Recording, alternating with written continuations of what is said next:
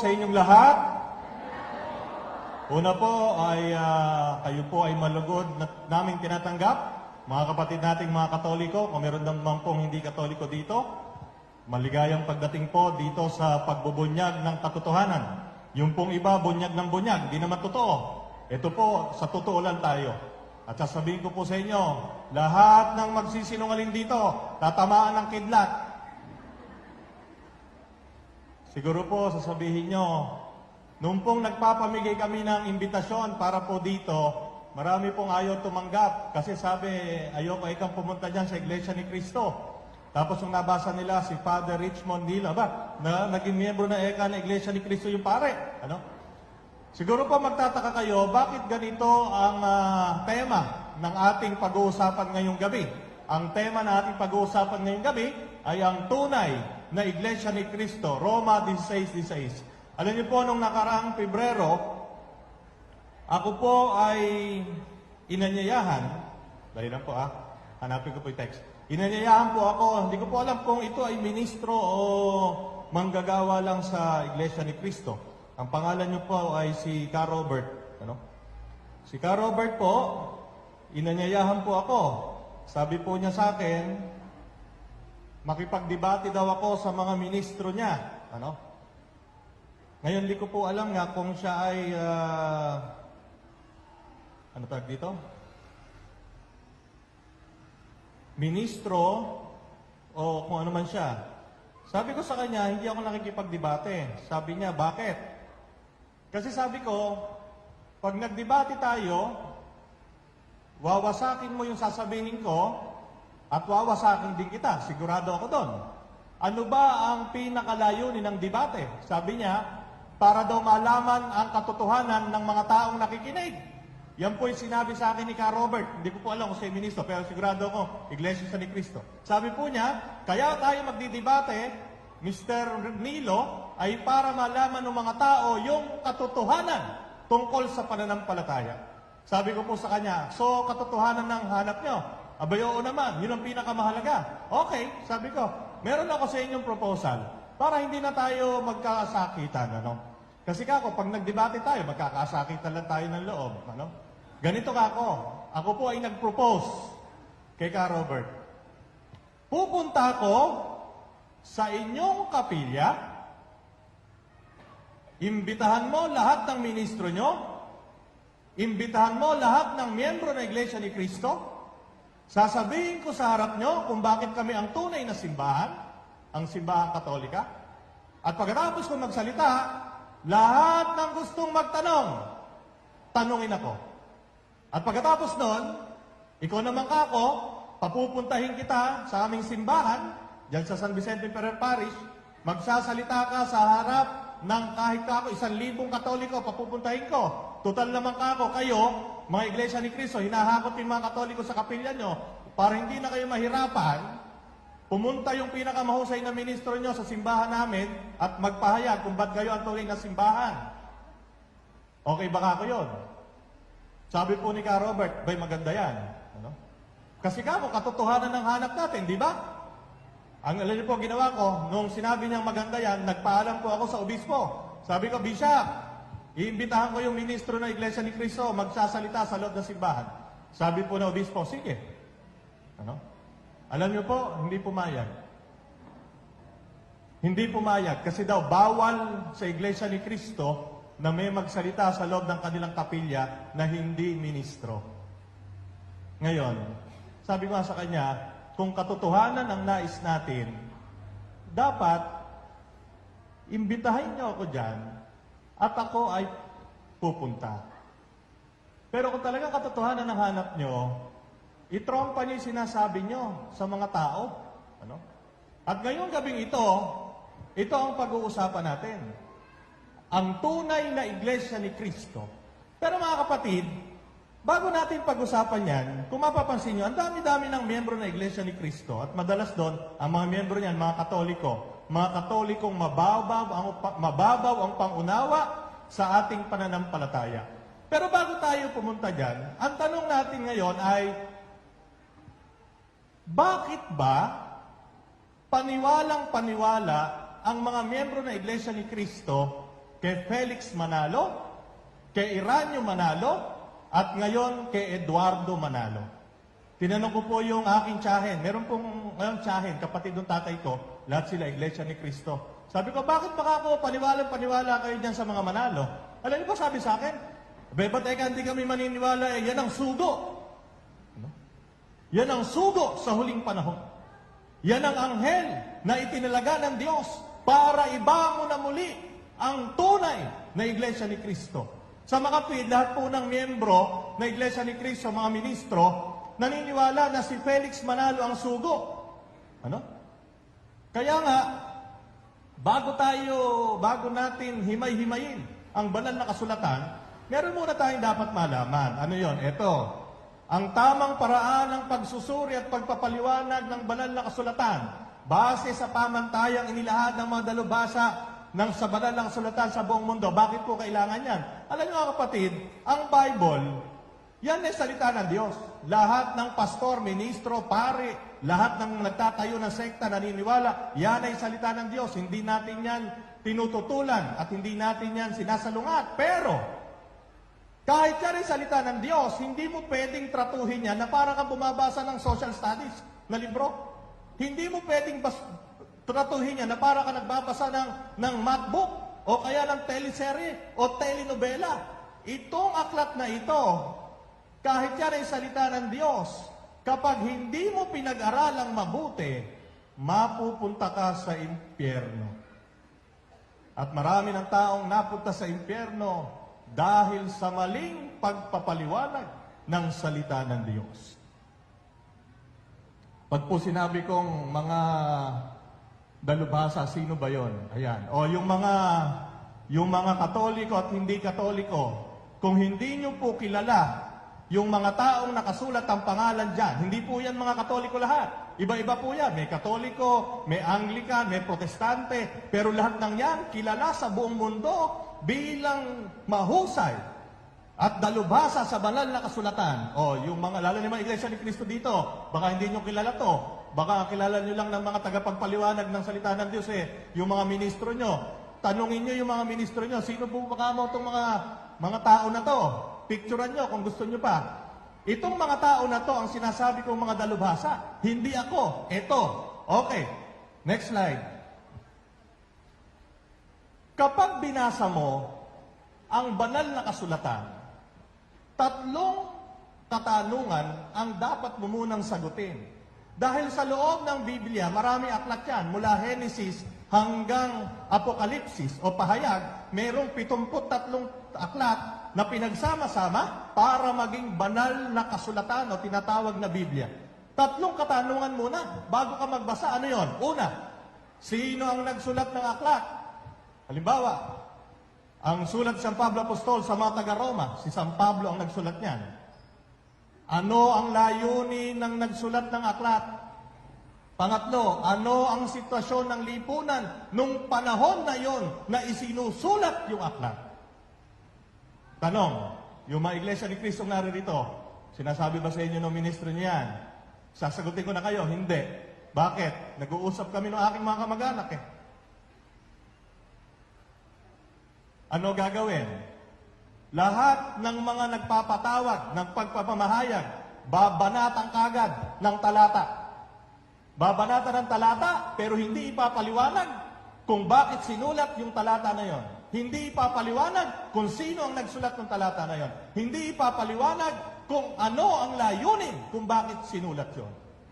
At kapag nasagot mo yung 3 na yan, tsaka ka palang maaaring magpaliwanag ng mga talata dito sa loob ng Biblia. Ngayon, bago po tayo dumako dito, kailangan muna nating maunawaan kung sino si Felix Manalo. Bakit? Kasi po, kaya naniniwala ang mga Iglesia ni Cristo na sila ang tunay na simbahan ay hindi dahil sa Roma 16:16. Kaya sila naniniwala na ang pangalan ng Iglesia ni Cristo, sila ang tunay na simbahan, hindi dahil sa sulat ni San Pablo Apostol sa mga taga-Roma. Sila ay naniniwala na sila ang tunay na simbahan dahil kay Felix Manalo na pinaniwalaan nila na huling nasugo sa huling panahon. na si Felix Manalo daw ang anghel na isinugo ng Diyos para itayong muli ang Iglesia ni Cristo na tumalikod nung namatay ang huling apostol. Next slide. Ang pagbubunyag ng katotohanan. Dalawa ang ating sasagutin. Una, si Felix Manalo ba ang anghel na tinutukoy sa Apokalipsis 7:2? Yan po ang basihan nila. Ewan ko kung naka-attend na kayo ng pamamahayag. Sigurado ito ang sasabihin. Yung mga iglesia ni Cristo narito. Di ba? Ito ang basihan nyo kung bakit si Felix Manalo ang anghel na sugo. Apokalipsis 7, 1 hanggang 3. Pero particularly 7:2. Yung po Apokalipsis, ang isa pang pangalan niyan, pahayag.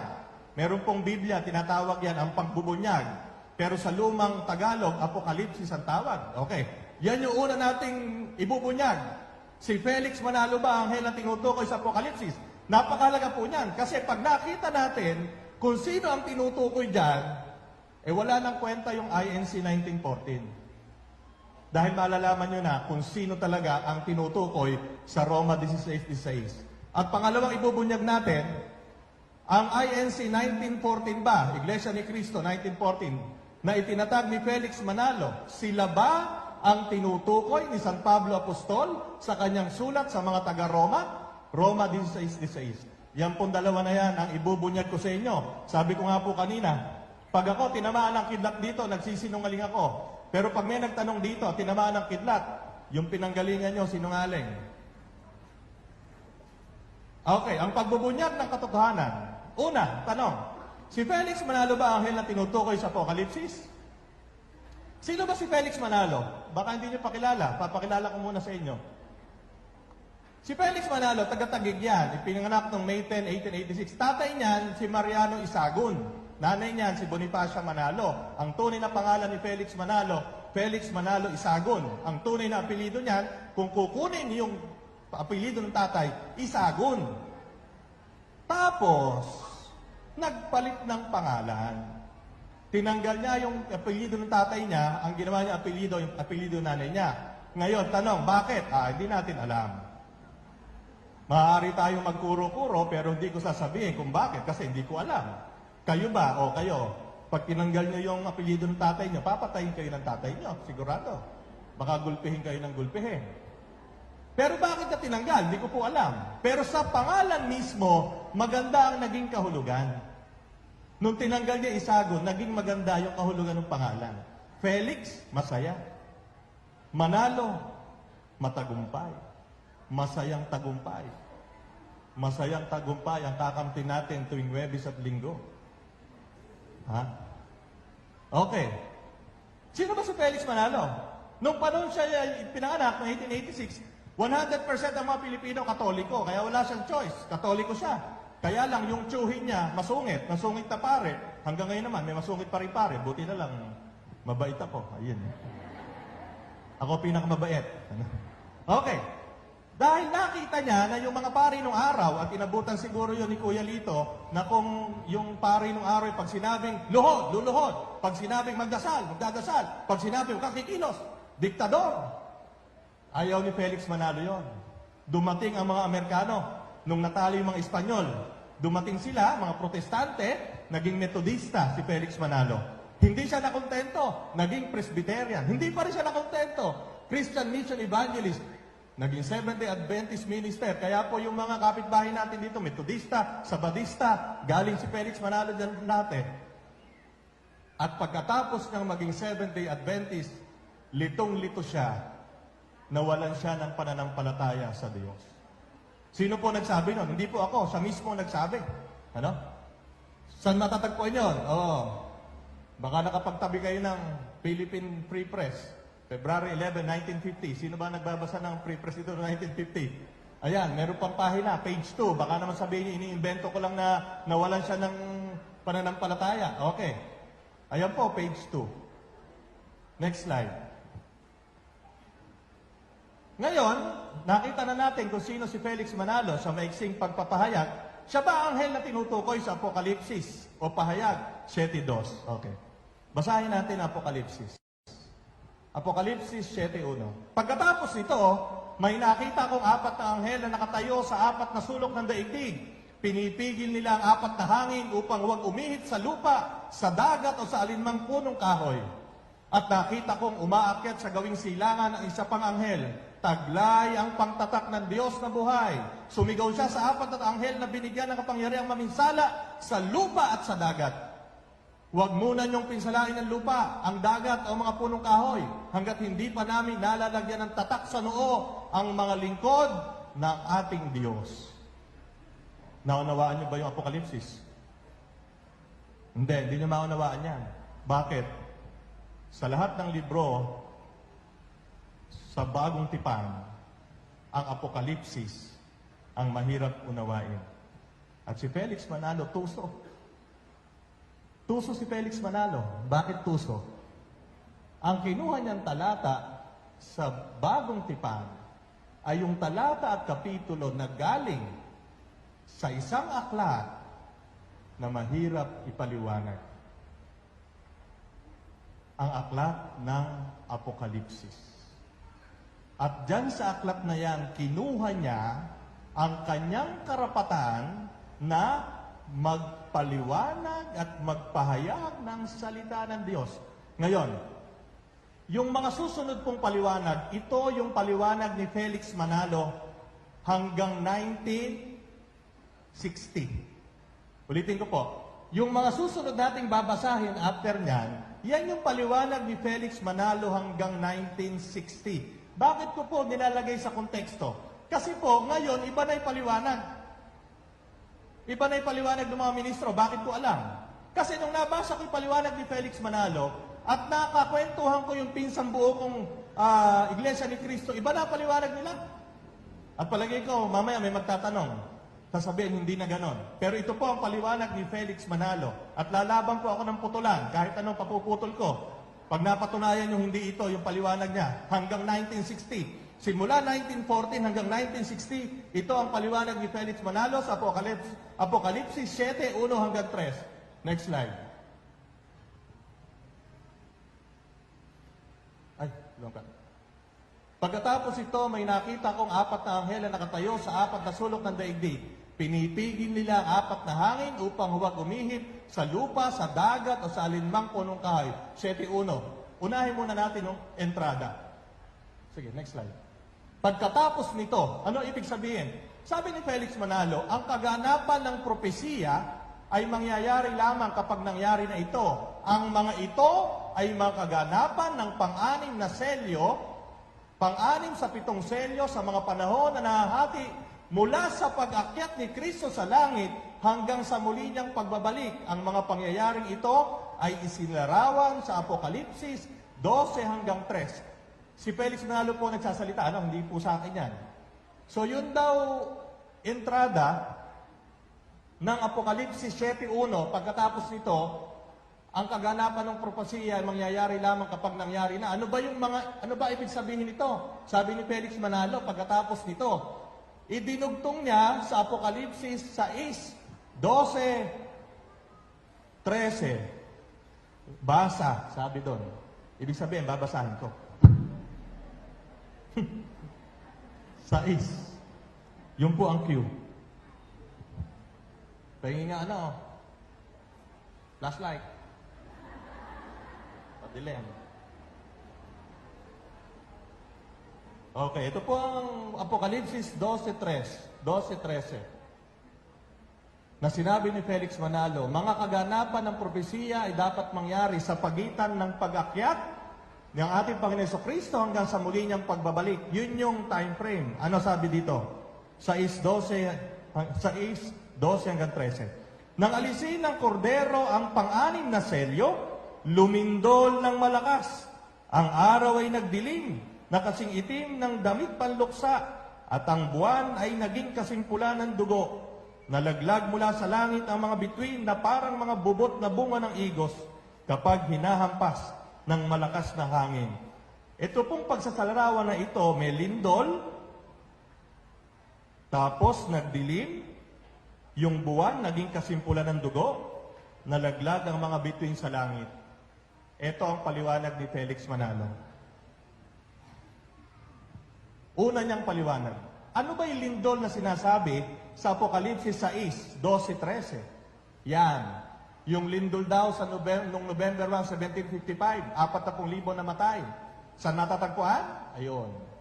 Ang pagdilim ng araw noong May 19, 1780. Ang buwan ay nagparang dugo, May 19, 1780. Ang pagbagsak ng mga bulalakaw, mga falling stars, na nakita sa North America, Mexico at isla ng Jamaica noong November 13, 1833.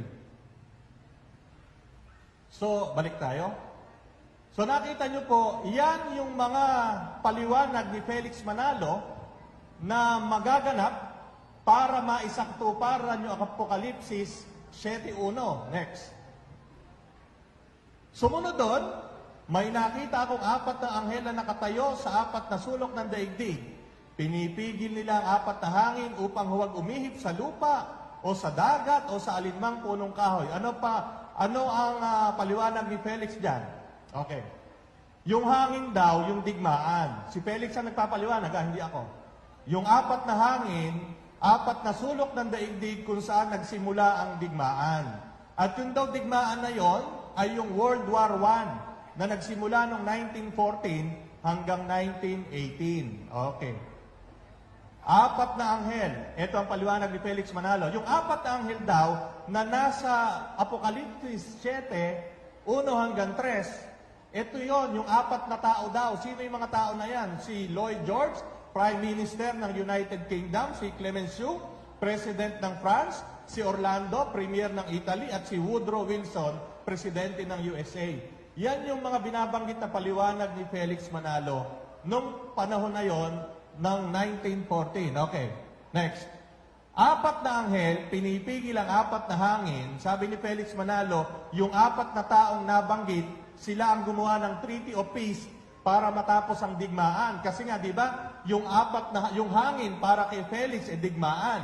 Yung 4 na hangin, 4 na sulok ng daigdig, kung saan nagmula ang digmaan, sabi ni Felix. At yung 4 na tao na yon, yung Prime Minister ng United Kingdom, Presidente ng France, Premier ng Italy, Presidente ng USA, noong 1918, sila yung gumawa ng Treaty of Peace para matapos ang digmaan. Yun ang paliwanag ni Felix. Next. Ito na ang pamatay. 7:2. At nakita kong umaakyat sa gawing silangan ang isa pang anghel, taglay ang pantatak ng Diyos na buhay. Sumigaw siya sa 4 na anghel na binigyan ng kapangyarihang maminsala sa lupa at sa dagat. Isa pang anghel.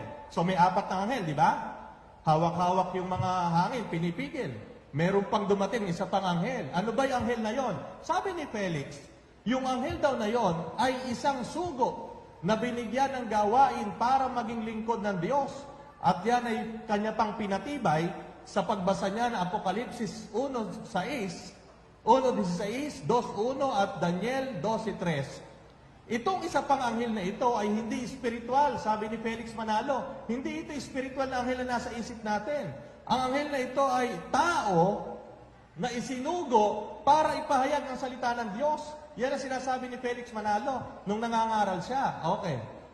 Taglay ang pangtatak ng Diyos. So yung isang anghel bumaba, taglay ang pangtatak ng Diyos. Sabi ni Felix Manalo, ang ibig sabihin ng taglay ang pangtatak ng Diyos, ang pangtatak ng Diyos ay ang mga turo at aral ng sugo. No? Yun ang sabi ni Felix Manalo. Okay, next. Ang isa pang anghel na taglay ang pantatak ng Diyos ay ang ministro na isinugo ng Diyos upang ipangaral ang tunay na ebanghelyo. At ang ministro na yon ay si Felix Manalo na nagsimulang mangaral noong 1914 sa pasimula rin ng unang digmaang pangdaigdig at nagtatag na muli na Iglesia ni Cristo na sinira at winasak ng Iglesia Katolika Apostolika Romana. Pasugo, July 1953, page 36 to 40. Sino po dito ang college na noong 1953? Sinabi po yan. Si Felix Manalo po nagsabi niyan. Siya ang sugo. O yan. At siya ang nagtatag. O, next. Ito pa. Umaakyat sa gawing silangan. Yung anghel, umaakyat sa gawing silangan. Sabi ni Felix Manalo, yan daw, ibig sabihin niyan, lugar kung saan manggagaling ang sugo Silangan. Ibig sabihin daw ng silangan kung saan tumatama ang unang sikat ng araw. Tanong, anong bansa ba yon? Eto. Eto sabi ni Felix Manalo sa Ingles. Kung gusto nyo pong i-check, hindi ko po, eto po, i-check nyo. Kung meron, Kuya Lito, baka meron ka pa nito. New International Encyclopedia, Volume 18. 1950 plus. Sabi ni Felix Manalo sa Ingles, siya po nagsasalita niya na, kinokot ko siya, if we answer the question ourselves, it is possible that you will not believe us. Here is what New International Encyclopedia says. Which country in the East is the first to be struck by the rays of the sun? Question mark. The Philippine Islands, an archipelago forming the most northern group of islands in the Malaya Northeastern Archipelago. It lies within the wholly within the tropics. New International. Yan. Sabi ni Felix Manalo, teka ha, hindi ako magsasabi sa inyo na Pilipinas ang tinutukoy sa Apokalipsis 7, 1 hanggang 3. Babasahin ko sa inyo, ni Felix. Ayan, sinabi mismo na encyclopedia. Teka, balik. Which country in the East is the first to be struck by the rays of the sun? The Philippine Islands. Yan, hindi ako nagsabi. Sabi ni Felix. Yan, sinabi ng encyclopedia. Geography. Ang unang tinatamaan ng sikat ng araw, Pilipinas. Sa makatwid, ang silangan sa propesiya ay ang Pilipinas. Sabi ni Felix Manalo. Okay. Next. Tanong. Pero totoo ba ang paliwanag ni Felix Manalo sa Apokalipsis 7, 1 hanggang 3? Yun. SF, mga kapatid. Totoo ba? Lahat po ng nakadalo dito ng pahayag na ito ang topic, nag-isip ba kayo? Totoo kaya sinabi niya? Saan ba niya hinugot yon? Sige nga, tingnan natin. Una, dalawa ang gagamitin natin dito mga kapatid. Sabi kasi nung kaibigan kong diakono, si Israel Ocampo, tiga Haen, magtotalk daw ako ngayon, puro daw opinion ko lang sasabihin ko. Dalawang gagamitin nating pamamaraan para mas masaya. Una, common sense. Mamaya, yung Bible. Okay, may Bible to. Common sense muna. Yung common sense, hindi po na pag-aaralan yan. At hindi rin po na ituturo ng mga magulang yan. Kung marami kang na nainom ng bata, mas mataas ang common sense mo kaysa sa uminom ka ng agiw sa dapog. Okay. Gamitin natin ang common sense. Eto. Pagkatapos nito, ayan yan. Ang kaganapan ng propesiya ay mangyayari lamang kapag ito ay etc. Babasahin ko po ulit sa inyo. Okay, next. Alam niyo na yan. Nagbigay si Felix Manalo ng mga pangyayari sa kasaysayan ng mundo na mayroong lugar na pinangyarihan at mga petsa ng pangyayari. Di ba? Sabi sa Apokalipsis 6, 12 hanggang 13, lumindol. Yung buwan umitim, nagdilim, yung buwan naging kulay pula, yung araw dumilim, yung mga bituin nagkalaglagan. Yun ang sinabi niya. Eto, tingnan natin. Sabi niya, lindol sa Lisbon, ang kanya example. Tanong, next. Ang lindol sa Lisbon, ang sinabi ni Manalo, nakaganapan ng Apokalipsis 6:12. Pero kung titingnan mo sa kasaysayan ng mundo, may mas malalaking lindol pang nangyari maliban sa Lisbon. Kasi ang contestion ni Felix Manalo, simula nung umakyat sa langit si Kristo, hanggang sa kanyang muling pagbabalik, second coming, may mga mangyayaring mga kaganapan sa mundo. At yon ay nakapaloob sa Apokalipsis 6, 12 hanggang 13. Ito ang sinabi niya example na lindol. Ngayon ang tanong doon, ang dami pang malalakas na lindol. Sa Manila, 1880, 1937, lakas niyan. Tokyo, Yokohama, 1923. San Francisco, 1906, nabiyak ang lupa dyan. Tanong, bakit yung Lisbon ang kanyang pinili? Ano? Ang usapan, yung pangyayari sa pagitan nung panahon na umakyat si Kristo sa langit at panahon ng kanyang muling pagdating. Ano na ngayon? 2017, di pa dumadating si Kristo. Yun ang isipin natin. Isip-isip. Next. Ang pagbagsak ng mga bulalakaw na nakita sa North America, pagbagsak ng falling stars. Yan. November 13, 1833. May problema dyan. Bakit? Sige, next slide. Ang pagbagsak ng mga shooting stars na sinasabi ni Felix Manalo, hindi mahalaga yung date na yon na nakita sa Jamaica at North America. Bakit? Kasi every 30 years, yung mga shooting stars bumabagsak ng maramihan. Tuwing 30 taon. Yung sinasabing pagbagsak ng mga bituin na binabanggit sa Apokalipsis 6, 12, 13, ay patungkol sa pangalawang pagbabalik ng ating Panginoon. Ibig sabihin, pag nagbagsakan ng mga bituin na yan, tatabunan tayo ng mga bituin. Bakit ko alam? Ayan, babasahin natin. Basa, eka. Basahin natin. Ano ba sabi? Mateo 24, 29 hanggang 30. Sige, tingnan natin. Ilaw. Magkaroon ng liwanag. At nagkaroon ng liwanag.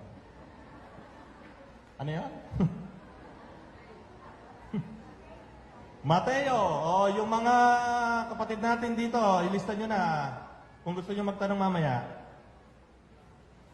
29 hanggang 30. Pagkatapos ng kapighatian sa mga araw na iyon, magdidilim ang araw, hindi magliliwanag ang buwan, malalaglag mula sa langit ang mga bituin, mayayanig ang mga kapangyarihan sa kalangitan. Pagkatapos, lilitaw sa langit ang tanda ng anak ng tao at mananangis ang lahat ng mga bansa sa daigdig. Makikita nila anak ng tao na nasa alapap at dumarating ng may dakilang kapangyarihan at kadakilaan. Second coming, ang pagdating ng ating Panginoon. Basahin natin, Marcos 13, 24, 27.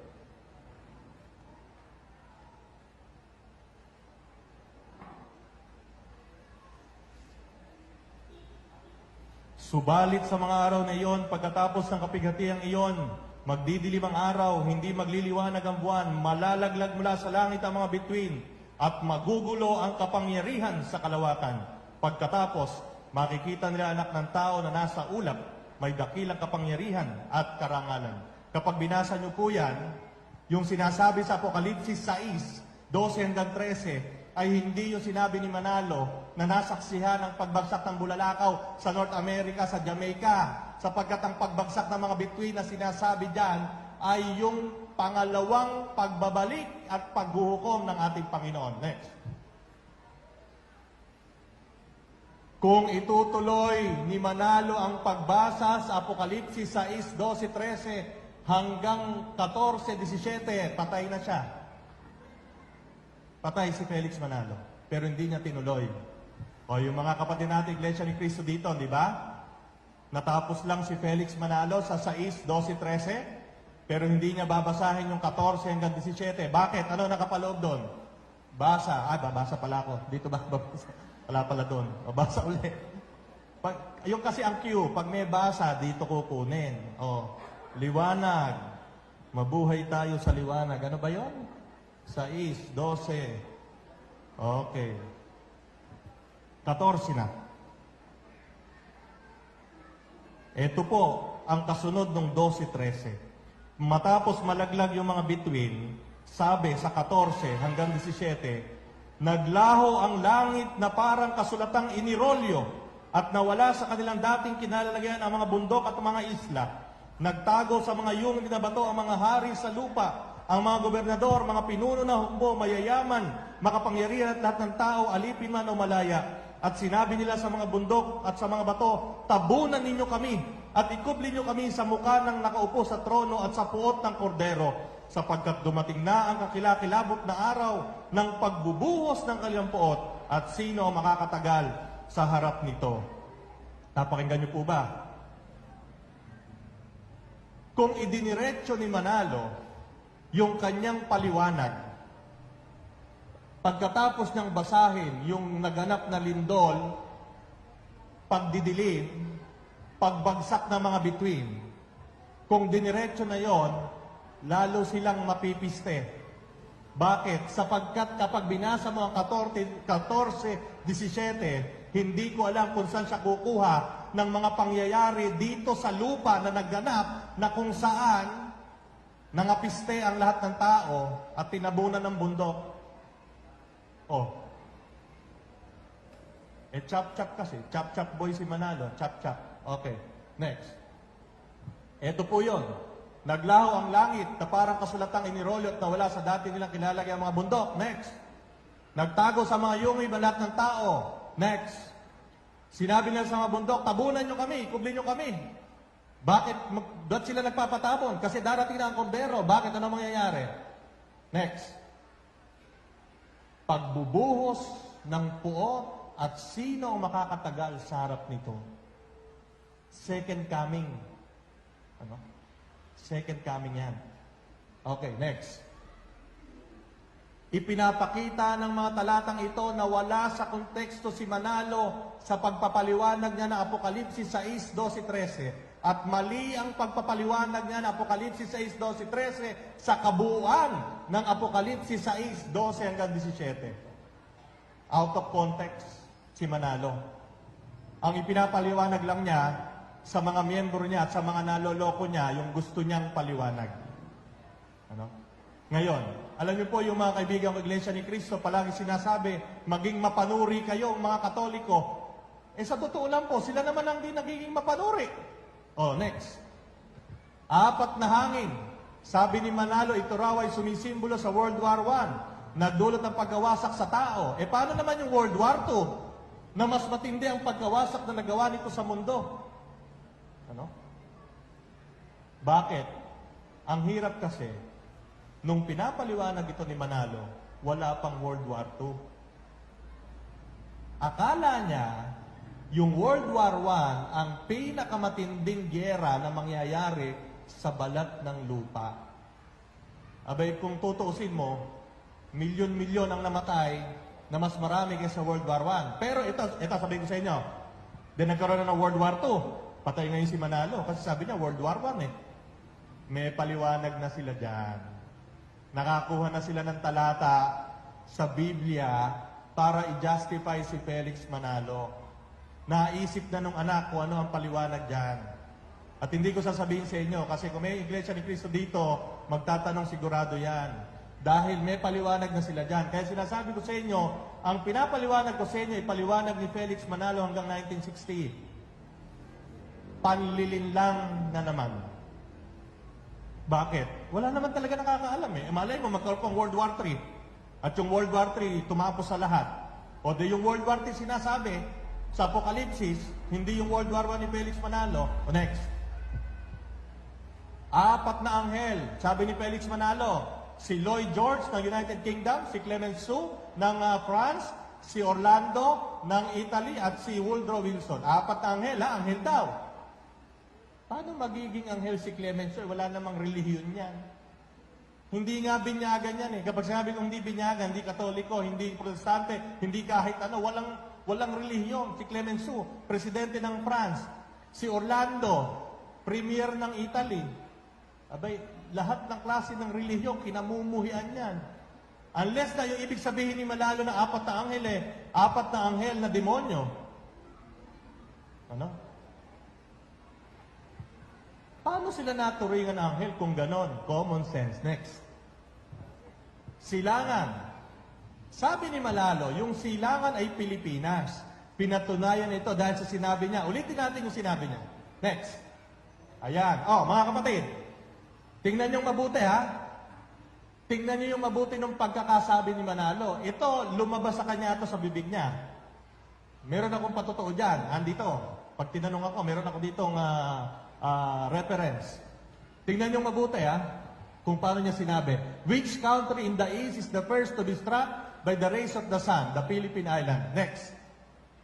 Pero ito ba talaga ang nakasulat sa New International Encyclopedia? Next. Ito po ang nakasulat. Nakasulat sa encyclopedia, Philippine Islands, an archipelago forming the most northern, etc., etc. Ano kulang dyan? Yung tanong, di ba? Balikan mo. Balik doon. Yung tanong, Which country in the east is the first to be struck by the rays of the sun? Balik doon tayo sa ano. Pag binasa nyo sa encyclopedia na yan, walang tanong yon. Ano ginawa? May tanong, idinikit, ito. O kung meron kayong ganito, sige, buksan nyo, walang tanong. May tanong, idinikit ni Manalo to para magmukhang galing yung tanong sa encyclopedia. Ano ibig sabihin nun? Next. Intentional misquotation.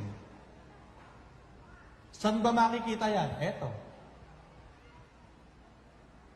Sumulat si Manalo sa pasugo niya. Buhay pa siya. 1947. Ang titulo ng article niya sa pasugo, yung pasugo po, dalawa lang ang pinaniniwalaan ng mga Iglesia ni Cristo, yung Biblia at yung pasugo. Ang title ng kanyang sinulat na artikulo, ang sulo na ikatitiyak na Iglesia Katolika. Ayan. Intentional misquotation, ginamit bilang ebidensya para sabihin na ang Pilipinas ang tinutukoy sa Apokalipsis 7:2 na yung anghel na galing sa silangan sa Pilipinas, siya yun, eka. Matatagpuan ng panlililang na yan. Ayan, picturean nyo. Next. Pilipinas bilang silangan. Taliwas po yan sa sinasabi ng Biblia eh. Bakit? Sa Mateo 2:1-2, ang mga haring mago nakalagay dito. Basahin nga natin. Mateo 2, parang alam nyo, nakakatuwa itong si Felix Manalo eh. Ilaw nga, ilaw. Babasahin ko po sa inyo. Si Mateo 2:1-2. Panahon ng paghahari ni Herodes sa Judea, nang ipinanganak si Jesus sa Bethlehem, may mga pantas mula sa silangan na dumating sa Jerusalem. Nagtatanong-tanong sila, nasaan ang pinanganak na hari ng mga Hudyo? May mga pantas. Yung iba, pantas ang tawag. Yung iba, mago, haring mago. Galing sa silangan. Oh, yan. Kung tama si Manalo sa kanyang interpretasyon sa Apokalipsis 7:2, ang mga haring mago taga Pilipinas, baka meron kamag-anak dito yung mga haring mago. Kung titingnan natin, Kung titingnan natin ang interpretasyon ni Manalo, bigyan nyo nga ako electric fan. Sa akin yung isa dyan, eh. Ako nag-request yan, eh. Okay. So nakikita nyo po ba? Nakikita nyo yung mga panlilin lang? Okay. Ang ginagamit pa lang po natin, ano pa lang, common sense, wala pa tayo sa Bible. Next. Ang pagiging anghel ni Felix Manalo, Apokalipsis 7:2, si Felix Manalo daw ito. Ang pagiging anghel ni Manalo ay pagiging sugo. Tingnan nga natin sa Biblia kung sino-sino ang mga tinawag na sugo. Si San Juan Bautista sa Mateo 11:10, tinawag na sugo. Malakias 2:7-3:1. Basahin natin yan. Sasabihin ko sa inyo kung ano ibig sabihin ng sugo. Dali lang po Ilaw.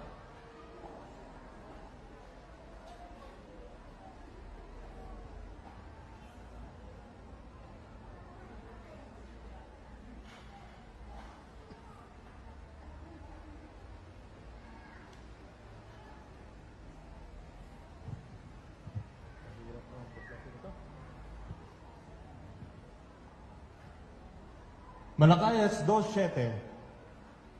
Ano sabi? 2:7. Tungkulin ng mga pari na ituro ang tunay na kalaman tungkol sa Diyos. Sila ang dapat sanggunian ng mga tao tungkol sa aking kalooban, sapagkat sila ang mga sugo ni Yahweh na makapangyarihan sa lahat. Yung mga pari nung panahon ng mga Hudyo, sugo ni Yahweh sa 2:7. Ngayon sa 3:1, ano sabi sa 3:1? Sabi ni Yahweh na makapangyarihan sa lahat, ipapadala ko ang aking sugo upang ihanda ang daraanan ko. At si Yahweh na inyong hinahanap ay biglang darating sa kanyang templo. Sa makatwid, lahat ng sinugo ng Diyos ay maaaring tawaging anghel. Basta isinugo ka ng Diyos, ikaw ay anghel. Sapagkat ang pagiging anghel ay hindi lamang yung espiritu sa langit. Ang pagiging anghel ay pagsusugo sa iyo ng Diyos na mayroon kang isang responsibilidad na ipahayag ang salita ng Diyos. Next. ang pagiging anghel ni Manalo ay hindi base sa tunay na mensahe ng Biblia. Ito ay nakaugat lamang sa sarili niyang paliwanag ng Biblia at sarili niyang opinyon. Ulitin ko po, makinig. Ang pagiging anghel ni Manalo ay hindi base sa tunay na mensahe ng Biblia. Ito ay nakaugat lamang sa sarili niyang paliwanag ng Biblia at sa sarili niyang opinyon. Next slide. Okay, basahin natin. Next. Next. Next.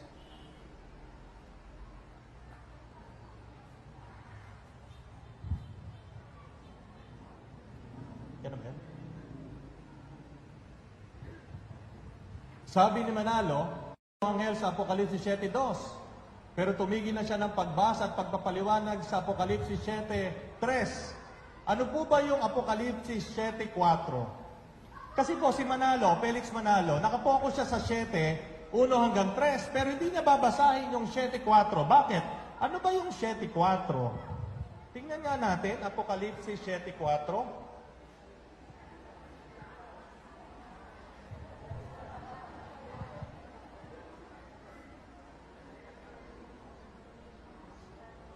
Ay maligayang pagdating po ang mga kapatid nating ministro na galing sa Iglesia ni Cristo. Maligayang pagdating po dito sa ating pagtitipon.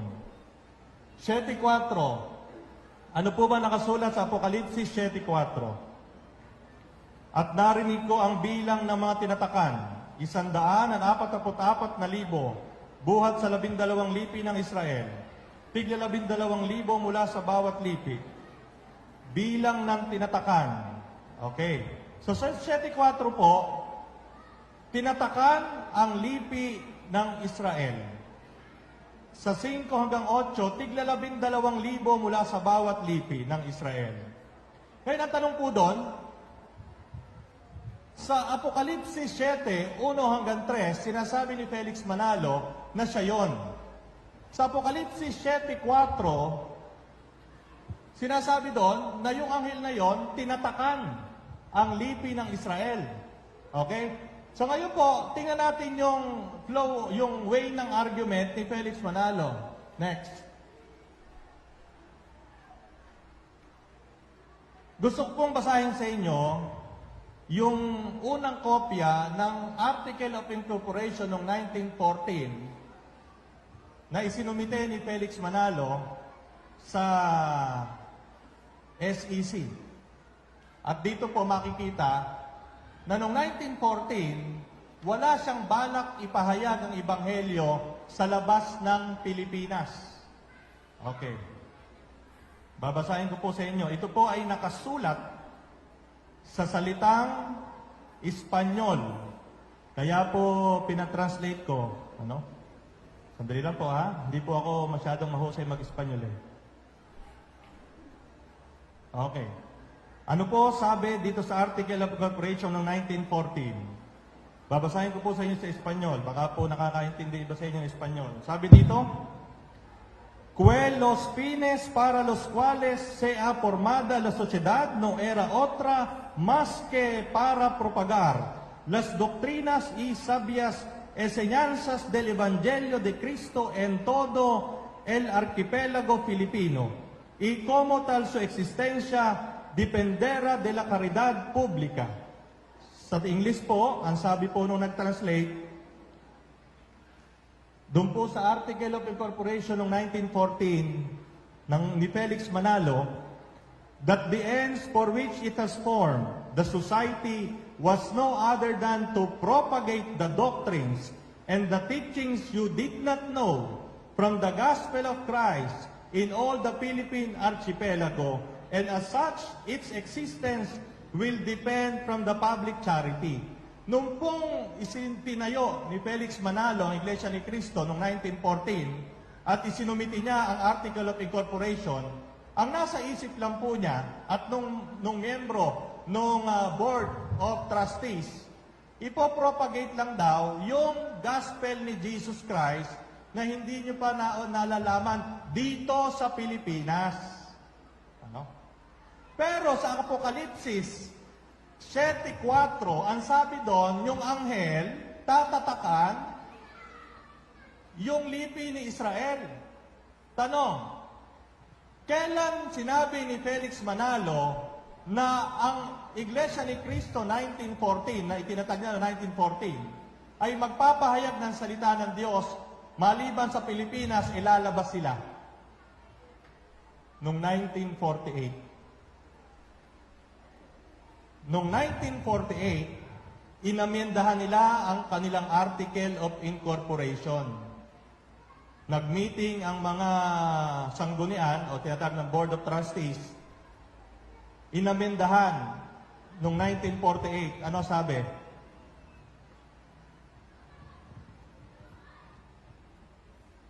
That the religious corporation has for its object the propagation of the pure and undefiled doctrines and teachings of the gospel of Christ in the Philippines and in other places.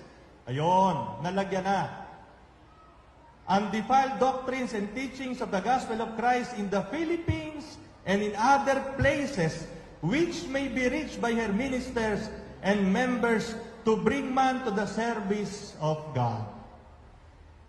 Sinabi sa Apokalipsis 7:4, yung anghel tatatakan yung lipi ni Israel. Pero nung ni-register ni Felix Manalo yung kanyang sekta na itinatag noong 1914, wala silang balak lumabas dito sa Pilipinas. Okay? Noong 1948 lang nila na-realize na kailangan silang lumabas sa Pilipinas. Kaya nila inamyendahan yung Article of Incorporation. Next. Naitayo ang INC, Iglesia ni Cristo 1914, sa bansang Israel noon lamang March 31, 1996.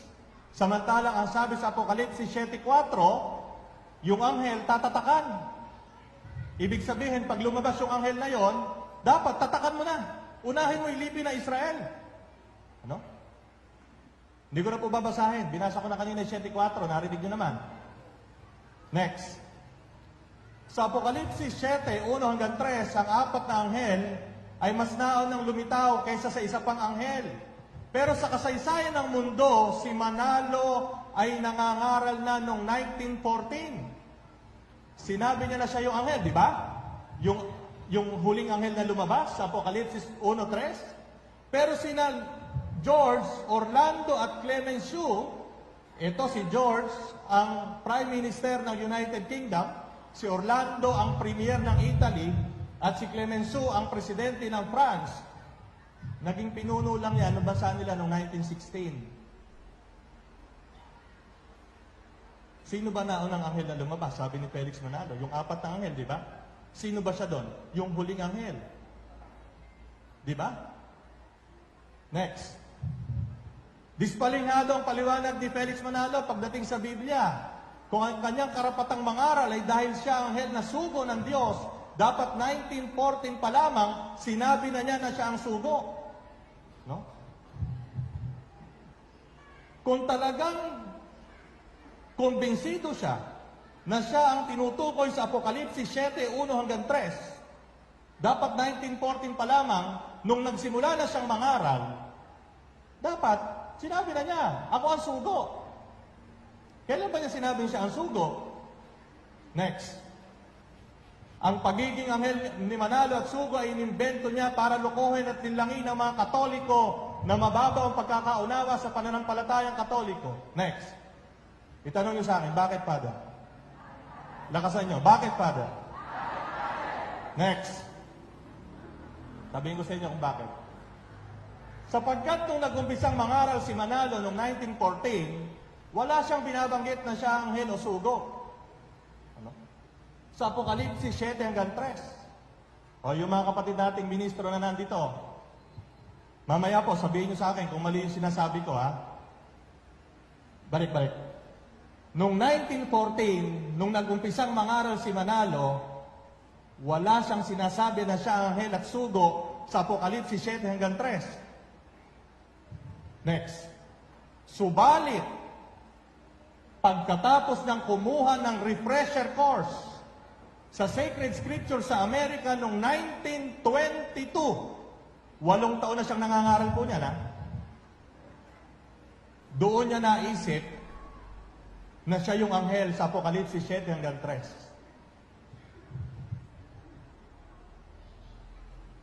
Saan ang basihan? Ayan. Ito, mga kapatid. Ito, aklat na to, 1956. Basahin nyo. Nandun yung mga direct statement ni Felix Manalo. Direct quotation. Next. Noong 1924, 10 taon makatapos siya magsimulang mangaral, sinabi na ni Manalo sa publiko na siya ang anghel na tinutukoy sa Apokalipsis 7:2. So yun po mga kapatid natin, mamaya po, itama niyo po ako kung yung mga data kong sinasabi ay mali. Next. At noong 1927, sa pagpupulong ng mga kasapakat sa Tinajeros, Malabon, Rizal, ginawa niya ang kanyang official declaration, ang kanyang pagiging anghel at sugo sa bahay ni Mr. Rosendo Simon at sinaksihan ng mga Board of Trustees, si Teodoro Santiago, Justino Casanova, Maximo Valenzuela, Norberto Cruz, Igmedio Zabala, at marami pang kasabwat. At kung mapapansin nyo po, sa sanggunian na Iglesia ni Cristo, makikita nyo yung mga apelyido na yan.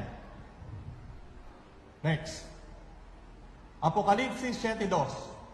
At nakita ko umaakit sa gawing silangan ng isa pang anghel, taglay ang pantatak ng Diyos na buhay. Sumigaw siya sa 4 na anghel na binigyan ng kapangyarihan maminsala sa lupa at sa dagat. Ibig bang sabihin nito, sinigawan ni Manalo si George, na Prime Minister ng Great Britain, si Orlando, si Clemenceau?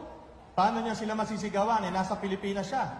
Hindi rin naman sanay si Manalo ng French at Italian. Next. Masisigawan lamang ni Manalo bilang anghel ang 4 na anghel sa panaginip, sapagkat siya ay nabubuhay sa panaginip nung panahon na yon. Hinto po muna tayo. Yung pong sinabi ko sa inyo, ang una natin ginamit, common sense at factual data. Dumako po tayo ngayon sa banal na kasulatan. Pero ulitin ko po, ang pamantayan sa pagpapaliwanag ng banal na kasulatan ay dapat nakaugat sa pamantayan na sinang-ayunan ng mga dalubhasa sa banal na kasulatan ng buong mundo. Hindi lang po ng mga Katoliko, kundi lahat ng dalubhasa sa banal na kasulatan. Hindi lang opinyon ng tao. Gamitin naman natin ang banal na kasulatan. Next. Apokalipsis 6:12 hanggang 17. Apokalipsis 6:12 hanggang 17. 7:1 hanggang 4. Dalawang pamamaraan ng pagpapaliwanag na tanggap ng lahat ng dalubhasa sa banal na kasulatan, maliban kay Felix Manalo at lahat ng kanyang mga kasapakat, noon magpahanggang ngayon. Bakit po sinasabing itong dalawang pamamaraan ng pagpapaliwanag tanggap ng lahat ng dalubhasa sa banal na kasulatan sa buong mundo? Kasi po alam niyo mga kapatid, ang pagpapaliwanag sa banal na kasulatan ay may pamantayan. At yung pamantayan na yan ay sinang-ayunan hindi lamang ng mga Katolikong dalubhasa sa banal na kasulatan, kundi pagkasama na rin ang mga Protestante, mga Anglikano, at lahat ng may karapatan sa banal na kasulatan. Maliban kay Felix Manalo at sa kanyang mga ministro. Bakit? Sapagkat sila Felix Manalo at ang mga ministro ng Iglesia ni Cristo may sariling pamamaraan ng paliwanag sa banal na kasulatan. Hindi ko po alam kung saan nila hinuhugot yung pamamaraan na yon ng kanilang pagpapaliwanag. Next. Balik. Okay. Ito po yung dalawang pamamaraan ng pagpapaliwanag ng Apokalipsis. Una, tinatawag na remote context. Sa Tagalog, sa panghinaharap na konteksto. Pangalawa, proximate context. Sa Tagalog, sa pangkasalukuyan na konteksto. Kapag sinabi ko pong panghinaharap at pangkasalukuyan, hindi po ito nakatuon sa atin ngayon at sa hinaharap. Ang ibig pong sabihin ng panghinaharap na konteksto at pangkasalukuyan na konteksto, ito po ay nakatuon sa aklat na ating susuriin at ipapaliwanag. Ano yon? Apokalipsis. 12 hanggang 17, 7, 1 hanggang 4. Yan po nakabase. Next. Pang hinaharap na konteksto. Sa Apokalipsis, Kapitulo 6 at Kapitulo 7, ipinapakita ang pangitain ng 7 selyo na isa-isang binuksan ng kordero. Ang 7 selyo ay naglalaman ng mga dekreto na tanging anak ng Diyos at yun lamang pinagpahayagan ang maaaring makaunawa.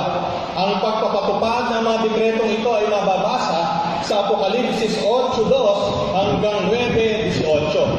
So yung 6:7 ng Apokalipsis, diyan nakapaloob yung mga selyo, mga selyo, na 7 selyo na ang nakapagbubukas lamang ay yung anak ng Diyos at kung sino man yung pinagpahayagan na maaaring makaunawa. Next. Kung titingnan nyo po, eto po. Kung babasahin nyo yan, ni Francis Igor, General Principles of Biblical Interpretation. Hindi po sumusunod yung mga Iglesia ni Cristo dyan. Ang sinusunod ng mga Iglesia ni Cristo, yung mga ministro nila, ay kung ano lang yung ituturo sa taas. Kung ano lang yung pahayag ng sugo, yun lang ang kanila susundin. Bakit nga? Kasi nga, kumbinsido sila na si Felix Manalo at yung anak at yung apo, sugo yun. Sila yun nasa Apokalipsis 7:1-3. Sa mga kung sugo yun, hindi maaaring magkamali sa pagpapaliwanag ng banal na kasulatan. Tingnan natin kung talaga siya ay sugo. Next. Pangkasalukuyang konteksto. Ang sumulat po ng Apokalipsis ay ang apostol na si San Juan Evangelista. Di po ba tatlo yung tanong Para maging maayos ang pagpapaliwanag mo ng banal na kasulatan, 3 tanong ang dapat mong sagutin. Una, sino ang sumulat? Pangalawa, ano ang layunin? Bakit na sinulat yun? Pangatlo, ano ang sitwasyon nung panahon ay sinusulat niya ang aklat na yun? At kapag yun ang 3 tanong mo, hindi ka maliligaw. Pero kapag ang pamantayan mo lang ay yung personal na opinion ng pinuno mo, patay tayo dyan. Ngayon, ano ang pangkasalukuyang konteksto nung Apokalipsis? Ito ang pangkasalukuyang konteksto. Para aliwin ng inuusig na iglesia, sumulat si San Juan Evangelista ng kanyang pangitain patungkol sa pag-uusig na ginagawa sa iglesia noong panahon na yon at pinapayagan naman ng Diyos. Tanong, kailan ba sinulat ni San Juan Evangelista itong Apokalipsis? Bibigyan ko po kayo ng exact data.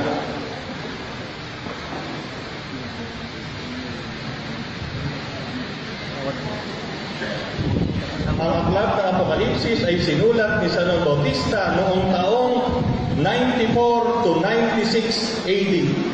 94 to 96 AD. Ano ang panahon ngayon? Kasagsagan ng pag-uusig at pagpatay ng mga Romano sa mga Kristiyano. Yan po yung sitwasyon nung sinulat ng Apokalipsis. Pinapatay ng mga Romano ang mga Kristiyano. Kaya nga, si San Juan Bautista, sumulat siya ng kanyang pangitain para alimin ng mga inuusig na miyembro ng iglesia, mga iglesia, mga Kristiyano na pinapatay ng mga sundalong Romano. Next. Ang pag-uusig sa iglesia ay magpapatuloy hanggat hindi pa nakukumpleto ang mga napili. Yan po ay makikita sa Apokalipsis 6, 10 hanggang 11. Next. 2 grupo ng napili. Una, napili galing sa Israel. Apokalipsis 7, 4 hanggang 8. Yan po yung sinasabi ko kanina. Na kung talagang si Felix Manalo ang sugo, abay dapat nung ipinail niya yung kanyang Article of Incorporation, nakalagay na doon, na hindi lang sa Pilipinas sila magpapahayag, kundi sa ibang bansa. Pero 1948 pa po niya binago yun. Ikalawa, napili galing sa mga hindi. Apokalipsis 7, 9 hanggang 10. Apokalipsis 7:2. Ang anghel ay isinugo para tatakan ang mga napili sa Israel. Ito po yung entrada na Apokalipsis 7:1. Pagkatapos nito, may nakita ako. Alam niyo po, itong sinabi ni San Juan Evangelista na ito, hindi ito pagpapahayag ng bagong pangitain.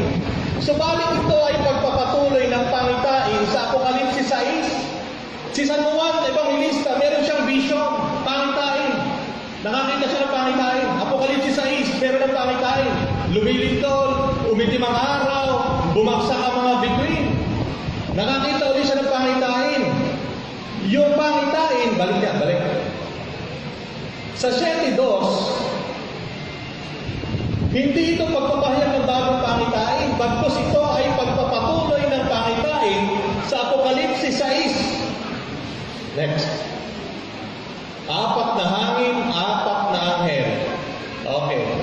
Ang 4 na hangin na sinasabi sa Apokalipsis 7:1-3, kaparehas siya ng digmaan. Sa 6:1-2, pagkawatak-watak. Sa 6:3-4, pagkagutom. Sa 6:5-6, pagkamataya. Sa 6:7-8, ginamit ni San Juan ang Espiritu para sa mga Hudyo ay mga anghel. Yung Espiritu na nakalagay doon, 4 na anghel, ay katulad ng pananaw ng mga Hudyo nung panahon na yon. Next. At nakita ko umaakyat sa gawing silangan ng isa pang anghel. Sa pananaw ni Felix Manalo, siya yung anghel. Sa kanyang pananaw, ang silangan ay Pilipinas. Pero, dito sa pangitain ni San Juan Evangelista, ipinapakita ni San Juan kung saan niya nakita ang anghel na umaakyat. Pinapakita lang na sa pangitain niya, sinusulat niya, kinukwento niya kung paano niya nakita yung anghel na umaakyat sa gawing silangan. Bakit? Dahil siya ay nasa Patmos. Ano po ba yung Patmos? Ito ay isla sa bansa ng Greece. Ang lugar kung saan ang araw ay sumisikat sa silangan, coastal region ng Asia Minor. Next. Ang isa pang anghel na tinutukoy, maliban doon sa 4, kung susuriin nyo, ito po, context. Yan po wala ang Iglesia ni Cristo. Ang mga Iglesia ni Cristo kapag nagpaliwanag out of context. Bakit? Kung binasa nila yung buong libro ng Apokalipsis, makikita nila na yung anghel na tinutukoy sa Apokalipsis 7:2 ay si Kristo. Bakit? Pag-picturean po itong mga talata na ito. Lahat po ng talata na ito ay galing sa aklat ng Apokalipsis. Babasahin ko po sa inyo kung bakit po sinabing yung anghel sa Apokalipsis 7:2, si Kristo yun, hindi si Felix Manalo. Babasahin ko po sa inyo. Uumpisa ko po sa unang kapitulo ng Apokalipsis, Apokalipsis 1:1.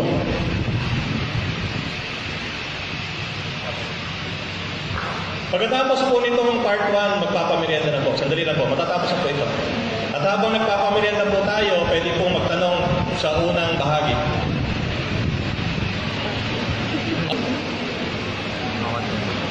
Sabi dito, ito ang pahayag ni Jesucristo na ibinigay ng Diyos sa Kanya at Kanyang inihayag kay Juan na alipin niya sa pamamagitan ng anghel na Kanyang isinugo. Okay. Sa unang pagkakarinig, parang sino nagsusugo? Si Kristo, di ba? Parang si Kristo. Pero ulitin ko po. Ito ang pahayag ni Jesucristo na ibinigay ng Diyos sa Kanya. Okay? Pahayag ni Jesucristo na ibinigay ng Diyos sa Kanya. At Kanyang inihayag kay Juan. So yung Diyos nagpahayag kay Kristo. Si Kristo nagpahayag kay Juan. Alipin niya sa pamamagitan ng anghel na Kanyang isinugo. Sino nagsugo ng anghel? Yung Diyos. Sino yung anghel? Si Kristo. Paano po natin malalaman na si Kristo talaga yung anghel na yan? Basahin pa po natin. Apokalipsis 7:2.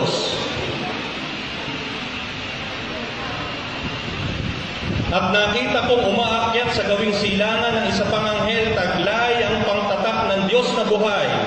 Sumigaw siya sa 4 na anghel na binigyan ng kapangyarihang maminsala sa lupa at dagat. O merong isang anghel, bumababa naman sa langit.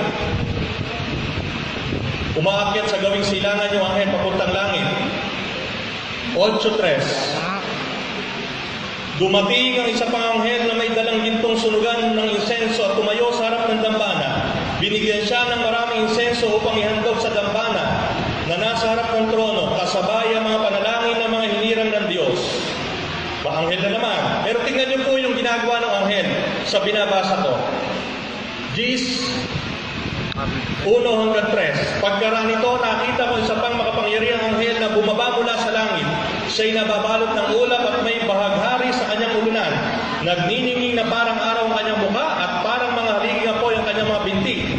May hawak siyang isang maliit na aklat na nakabukas. Itinungtong niya sa dagat ang kanyang kanang paa at sa lupa naman ang kaliwa. Sumigaw siya, ang kanyang tinig ay parang atungad na leon.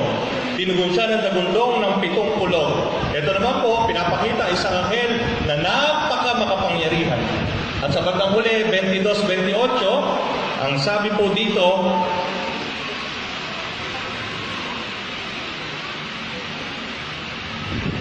sinabing nagpapatuo na lahat na ito, tiyak na, darating na ako.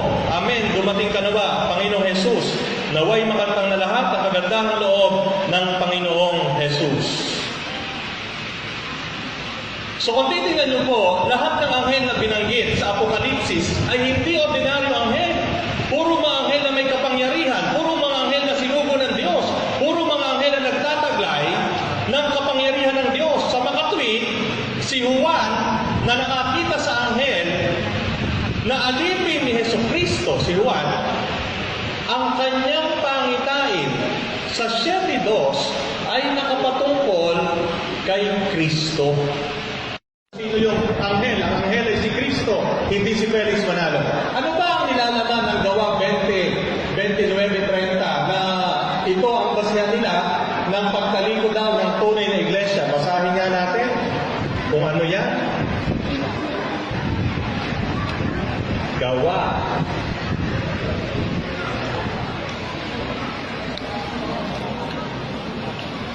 29:30.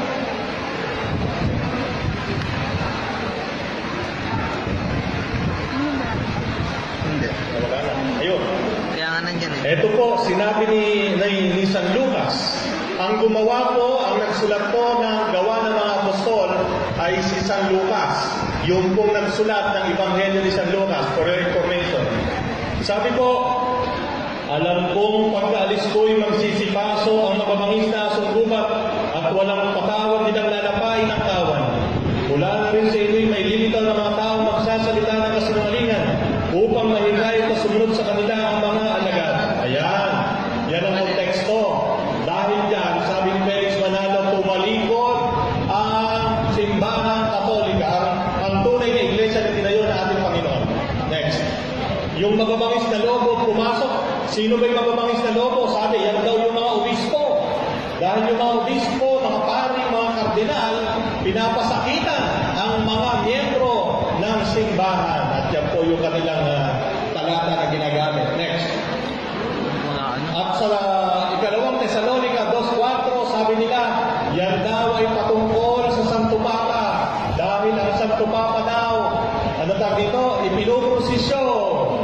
Makikita niyo sa YouTube yun, noong araw, ang Santo Papa pinuprosisyon, binubuhat, hinahalikan ng paa. Yan daw yung mga tanda ng pagsira ng Papa sa tunay na iglesia.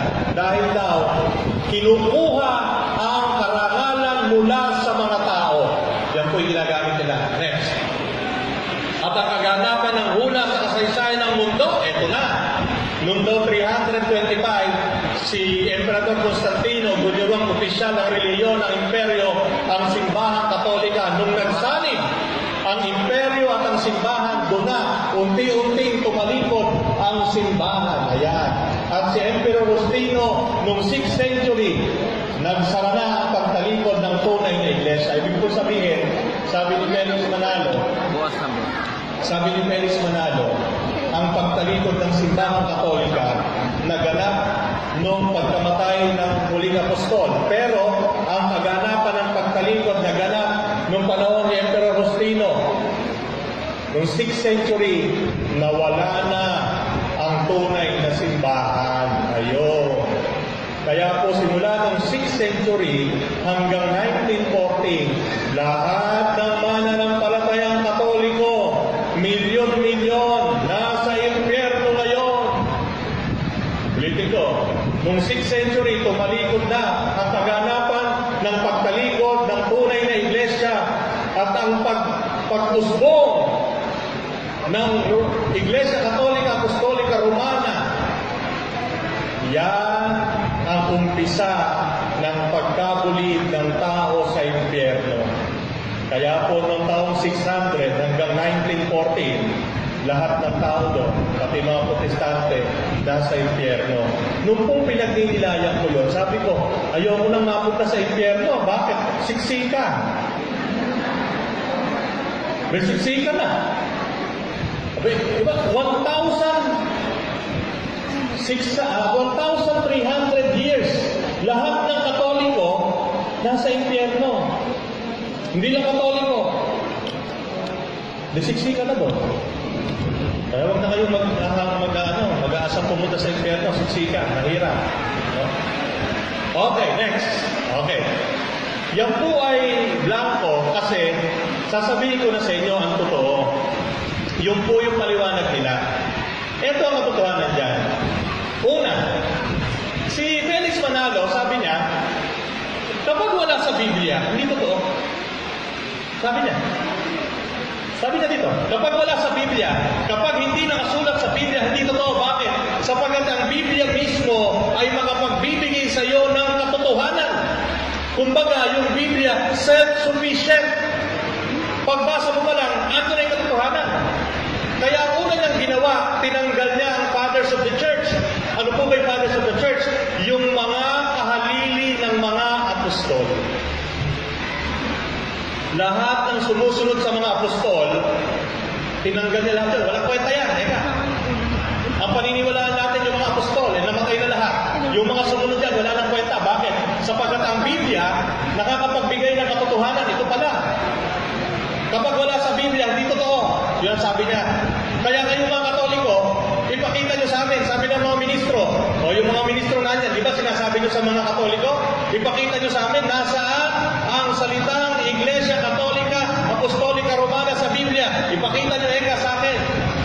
Kapag naipakita nyo, magiging Katoliko ako. Di ba? Yun ang sabi nila eh. Kami eka, nandyan, Roma 16. Magbatihan kayo ng pananalig, binabati kayo ng mga iglesia ni Kristo. Eh kapatid, mga ministro, kung nandito man kayo, kapag ganyan ang inyong argumento, tatanungin ko kayo, saan nakikita ang pangalan ni Felix Manalo bilang sugo at anghel dito sa Biblia?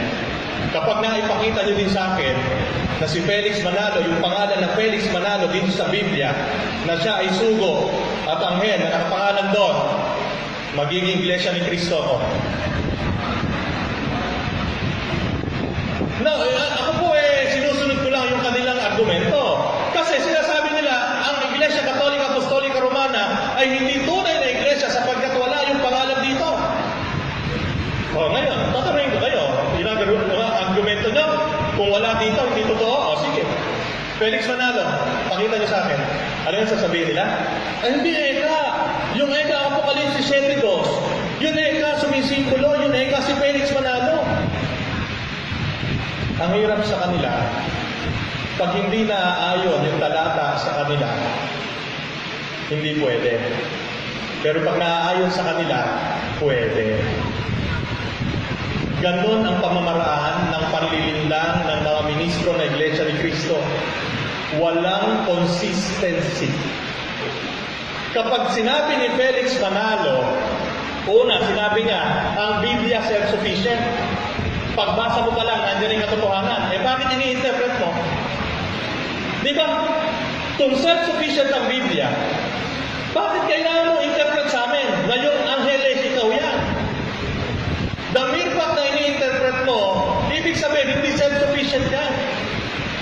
Ang hirap, pag si Felix Manalo, si Eduardo Manalo, si Ranyo Manalo at mga ministro ng Iglesia ni Cristo, ang nag-i-interpret ng Biblia, sinasabi nila sila ang tama. Pero pag iba na nag-interpret, mali lahat.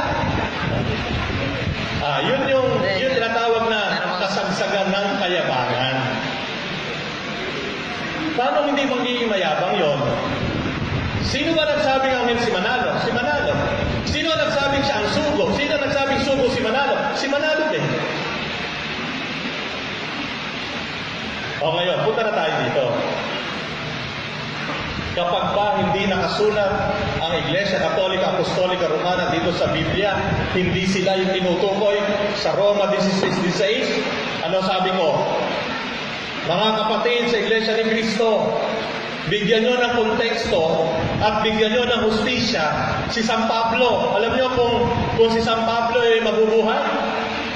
Eh nako, sisigawan kayo niyan eh. Bakit? Kasi siya, alam niya kung bakit na sinulat yan.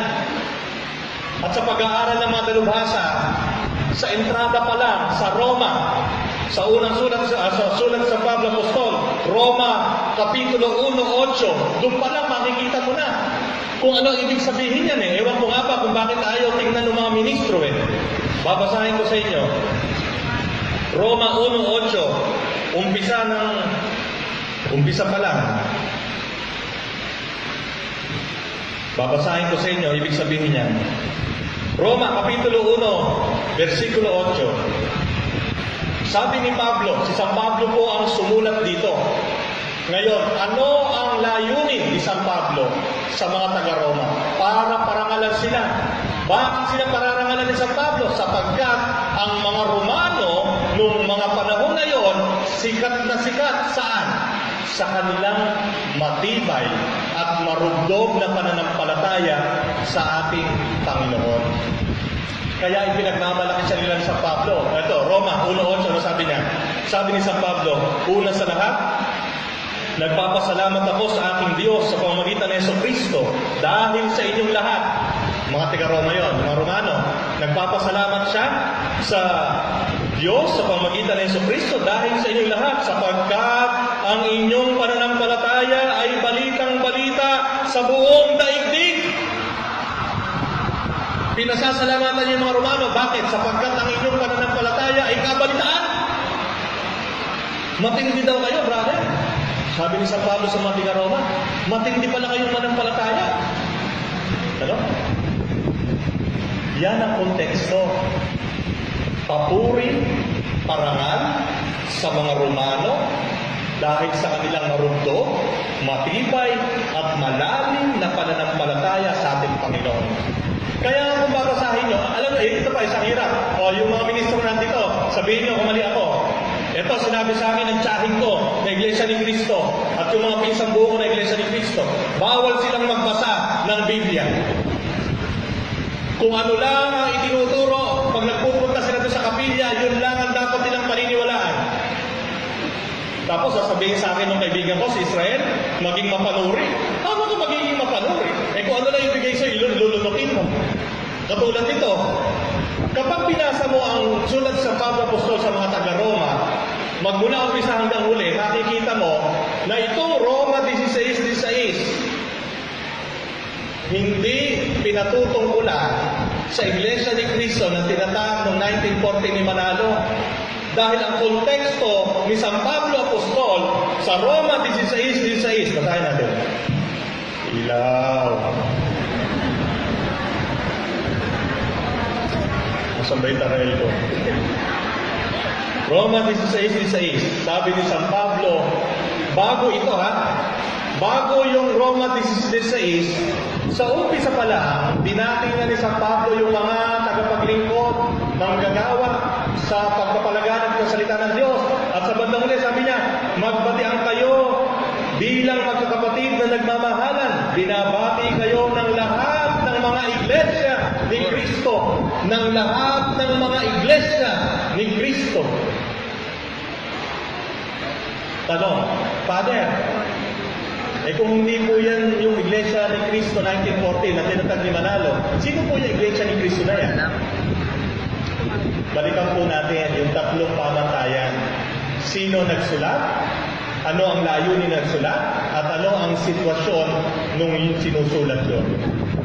Alam niyo po, yung unang mga tagasunod ni Cristo, mga Hudyo, kaya nga kung babasahin niyo yung gawa ng mga apostol, nakikita niyo, wala na si Cristo, pumupunta pa rin sila sa sinagoga. Pumupunta pa rin sila sa templo. Mga Hudyo yan eh. Hudyo yan eh. Bakit ngayon sila tinawag na Iglesia ni Cristo?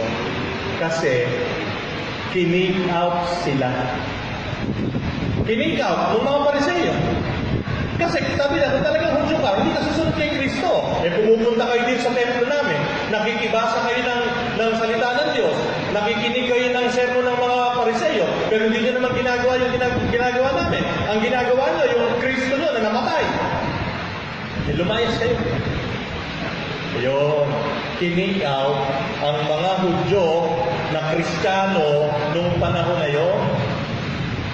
Kaya si San Pablo, sa lahat ng kanyang mga sulat, lalo na sa mga taga-Roma, ginamit niya Iglesia ni Cristo para bigyang diin na, hoy, hindi na kayo Hudyo, ha? Although Hudyo kayo, pero hindi na kayo Hudyo. Hindi na yan ang religion nyo. Sumusunod na tayo kay Kristo. Iglesia ni Cristo na tayo. Ano? Ngayon, sila ba yung INC 1940? Hindi. Bakit? Sige nga, kung may mga ministro pang nandito, ipakita nyo sa akin ang koneksyon ng Iglesia ni Cristo dito sa Pilipinas sa Iglesia ni Cristo sa Roma. Ito, Roma 16, mga Iglesia ni Cristo ito sa Roma. Sasabihin ng mga yan, kasi ito ang sinasabi sa akin ng aking mga China. Aba, hindi na ikaw maipapakita. Bakit? Kasi nga ikaw tumalikod na. Ano ka kayo sabihin mo? Nalikol na lahat. Imagine nyo, nalikol daw yung tunay na iglesia. Yung lahat ng miyembro ng tunay na iglesia, nalikol. Kaya hindi na makikita yung koneksyon ng Iglesia ni Cristo 1914 sa Iglesia ni Cristo sa Roma 16 dahil nalikol eh. Sino natira? Si Felix Manalo.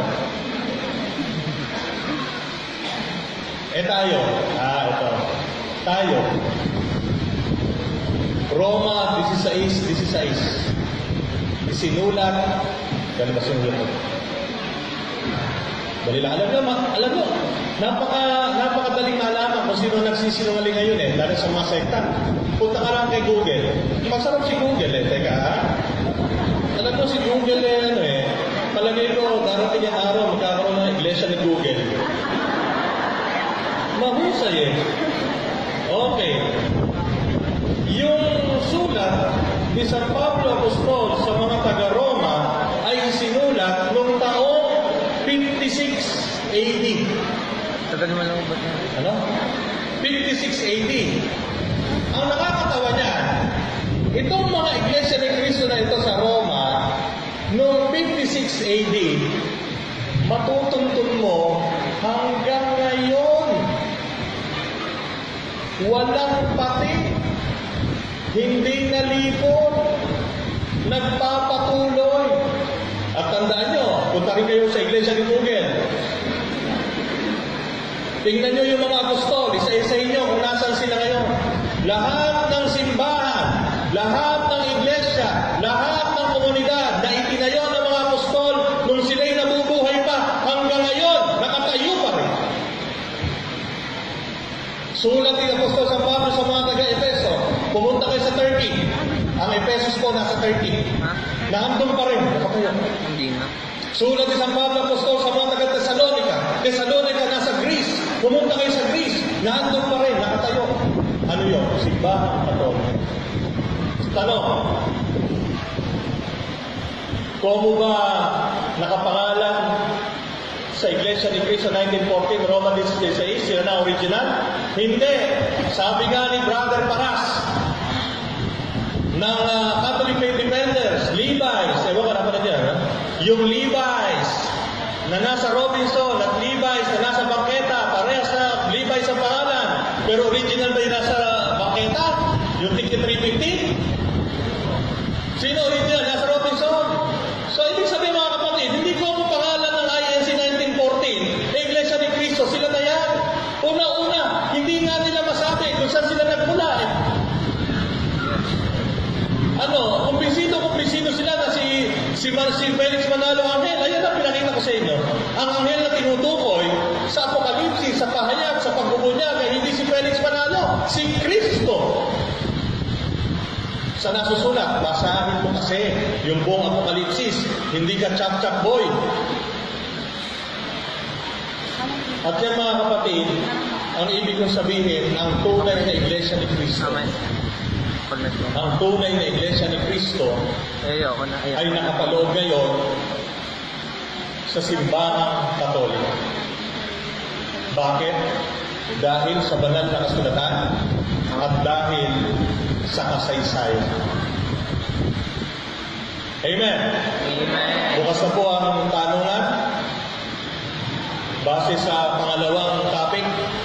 Pero wala pala, meron pa to. Sige, meron pa to. Nakalimutan ko. Isa pa. Yan. Panghuli. Dahil ang mga iglesia ni Cristo, ang kanilang pamantayan ng pagpapaliwanag ng Biblia ay chap-chap, kumukuha kung saan-saan, pagduduklay-duklayin para makabuo ng isang turo. Ito isasuggest ko sa kanila. So, chap-chap. Alin yung verb? Mateo 27:5. Inihagis ni Judas sa loob ng templo ang 30 pirasong pilang at pagkaalis doon, siya'y nagbigti. Isunod natin si Lucas 10:37. Kung gayon, humayo ka, ganon din ang gawin mo. Okay ba yan? Oh, ano nasa yan? Asa mo? Ayan na, nasa Biblia. Ano sabi sa Mateo 27:5? Pagkaalis doon, at siya'y nagbigti. Ano naman sinabi sa Lucas 10:37? Pag pinagdugtong natin, kung gayon, humayo ka, ganun din ang gawin mo. Oh, magbibigti kayo. Ganyan po ang pamamaraan ng mga iglesia ni Cristo. Chap-chap. Hindi nila kinukuha yung context. O panghuli, ito, nanonood ba kayo sa YouTube? Maganda rin si YouTube. Isa pang magiging iglesia yan. Baka 2050, may iglesia ni YouTube. Panoorin niyo yung ang pagbubunyag ng iglesia ni Cristo. Isa pang hindi ko na nagustuhan doon, kung nandito pa yung mga ministro, sabihin niyo sa Net 25. Diniinan nila na mayroong pari share na lang natin yun. na sumapi sa iglesia ni Cristo. Si Father Christopher Yu. Tanda-tanda ko pa. Yu ba? Tama ba? Tama, no? Father Christopher Yu. 30 minutong national telecast. Paulit-ulit sinasabi ng mga ministro, paring katoliko. Ako naman, alam niya, ako po, mapanuri talaga ako. Medyo sinuri ko, Father Christopher Yu. Alam niyo po ba, hindi po siya paring katoliko. Siya po ay miyembro ng Apostolic Catholic Church. Hindi po, wala pong kaugnayan ng Apostolic Catholic Church sa Roman Catholic Church. Pero ang mahirap, yung kung nandito pa yung mga ministro, mahirap sa mga ministro nyo na nasa Net 25, diniinan ng 30 minuto paulit-ulit na paring katoliko ito, lumipat sa Iglesia ni Cristo. Hindi ko po alam kung tinanggal na nila doon yun, pero kahit tanggalin nila, na-download ko na. Na-download ko na. Di ba, kapatid na rin? Na-download ko na. Pangalawa, isa pang hindi ko nagustuhan. Sabi nila, yung pa rin, Net 25, mga ministro na Iglesia ni Cristo. Tayo daw, ito lang ang basihan ng turo ng Iglesia Katolika Apostolika Romana, ang Catechism of the Catholic Church. O yung mga iglesia na dito, ito po ang itsura ng Catechism of the Catholic Church na palaging pinabanggit ng ministro nyo. Ito po itsura niyan. Sabi po ng mga ministro, Iglesia ni Cristo, ito lang daw ang basihan natin sa pagtuturo, hindi daw ang Biblia. Meron din tayo yan. Kung di ba naman kayo Dati is na. ayokong magkuha dahil mahirap. Yan eh. Baka malipat ako na assignment. Sabi po nila, ito lang daw ang ating basihan, Catechism of the Catholic Church. Hindi, wala daw tayong Biblia. Mga kapatid na Iglesia ni Cristo, kung talagang mapanuri kayo, bumili kayo nito, buklatin nyo at makikita nyo lahat ng turo ng simbahang Katolika. Nakapaloob din lahat ng talata sa Biblia na basihan at pundasyon na itinuturo ng simbahang Katolika. Huwag po kayong ilulog ng lulok sa sinasabi ng mga ministro nyo. Hanapin nyo yung aklat. Bakit ko nasabi lunok na kayo ng lunok? Kung isang araw, may nag-post, si Israel Ocampo, taga Kalabasa yata, Kalabasa ba? Ipinos. Sinabi ba naman sa akin, ito sinasabi ng mga amo mo. Sabi sa akin, mga amo ko. Sino ba yung amo ko? Then siyempre, mga obispo, yun ang aking boss. Then tinignan ko yung pinos niya, may nakalagay doon, Bishop Stephen Neal. Sabi ko, then nag-post. Talagang kumakang dito, obispo katoliko. Pero madiin na madiin si Israel. Sinasabi na, obispo katoliko. Abay, pumunta na naman ako sa iglesia ni Google. Alam niyo kung bakit ko sinabi ang mga miyembro ng iglesia ni Cristo, lulong na nandun? Bakit ka magpo-post sa Facebook nang hindi mo sinusuri yung pinopost mo? Alam niyo po si Bishop Stephen Neal, kung sino? Siya po ay hindi katoliko, siya ay Anglican. Ang mga Anglikano, walang koneksyon sa katoliko, pero mali naman yun. Kaya mga kapatid, kung tayo mapanuri, makikita natin ang panlilinlang na ginagawa ng mga iglesia ni Cristo. Sa pamamagitan ng paggamit ng Biblia at pagtsatsaktap. Sinabi ni Manalo, Felix Manalo, ang Biblia daw self-sufficient. Ba't ko ini-interpret? Ang hirap, si Felix Manalo, si Errando Manalo, si Eduardo Manalo, pwede magpaliwanag sa Biblia. Pero kami, hindi pwede. Bakit? Kasi daw, yung lolo nila sugo. Ayun, pinakita ko sa inyo, sino ba sugo? Sino ba nagsabing sugo siya? Yung Biblia. Sabi ng mga iglesia ni Cristo, nasa Biblia, yung Biblia eka, sinasabi, sugo siya. Lukuhin mo rin ang magpanong. Hindi Biblia nagsabi, kayo ang nagsabi. Kasi kung tunay yung susuriin ng Biblia, hindi ganun ang sinasabi ng Biblia. Ang sinasabi ng Biblia, yung isang anghel, si Cristo, hindi si Felix Manalo. Amen? Lahat po ng gusto magtanong, bibigyan ko po kayo ng isang araw sa pagtatanong. Hanggang bukas, pwede po kayo magtanong. Basta lang po, huwag kaabot na alas 7 ng umaga, dahil po may misa alas 7 ng umaga bukas. So kung pwede pong tapusin na natin alas 6 ng umaga, kinabukasan. Pero pwede na pong magtanong. Mag-umpisa magtanong ngayon.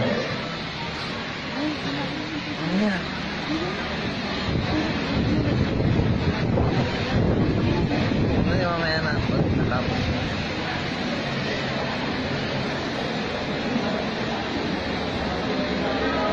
Lagi. Our Catholic faith is inclusive. It includes everybody. And we are Catholics not only in the church, we are Catholics 24/7. When we hold our money, we are Catholics. When we plan for the future, we are Catholics. When we talk, we are Catholics. When we buy, when we sell, we are Catholics. When we vote, we are Catholics. Because the Catholic faith is inclusive. Yayakapin natin mahirap at madali. For the Lord, I will do it for the Lord.